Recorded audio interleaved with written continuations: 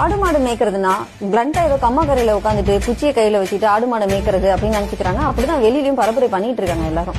ஆனா இது வந்து கேட்டில் ரியரிங் மட்டும் கிடையாது. இது வந்து ஒரு டெய்ரி ஃபார்மிங், அதை சார்ந்த ஒரு தற்சார்பு பொருளாதாரம். பால் சார்ந்த பை ப்ராடக்ட்ஸ் உற்பத்தி பண்றது. டைரி ஃபார்மிங் அப்படின்னா பல ஏக்கர் நிலத்துல பல நூறு மாடுகளை பராமரிக்கணும்னா ஒரு இன்ஃப்ராஸ்ட்ரக்சர் வேணும். அதுக்கு சிவில் இன்ஜினியர்ஸ், எலக்ட்ரிக்கல் இன்ஜினியர்ஸ் தேவை. ப்ரொடக்ஷன் யூனிட்னா அது எல்லாமே ஆட்டோமேட்டடா இருக்க போகுது. அதுக்கு மெக்கானிக்கல் இன்ஜினியர்ஸ், ஃபுட் ப்ராடக்ட்ஸ்ன்றதுனால ஃபுட் ப்ராசஸிங் படிச்சவங்க, ஐடிஐ படிச்ச டெக்னீஷியன்ஸ் தேவைப்படுவாங்க. மாடுகள் வாங்குறது, தீவனம் வாங்குறது, மற்ற ரா மெட்டீரியல்ஸ் வாங்குறது, இந்த இன்வென்ட்ரி மேனேஜ்மெண்ட்கான ஆட்கள் தேவை. இது எல்லாத்தையும் அக்கௌண்ட் மெயின்டைன் பண்றதுக்கு காமர்ஸ் படிச்சவங்க வேணும். இத்தனை பேரையும் வச்சு வேலை வாங்குறதுக்கு எம்பிஏ படிச்சவங்க, ஹியூமன் ரிசோர்ஸ் மேனேஜர்ஸ் வேணும்.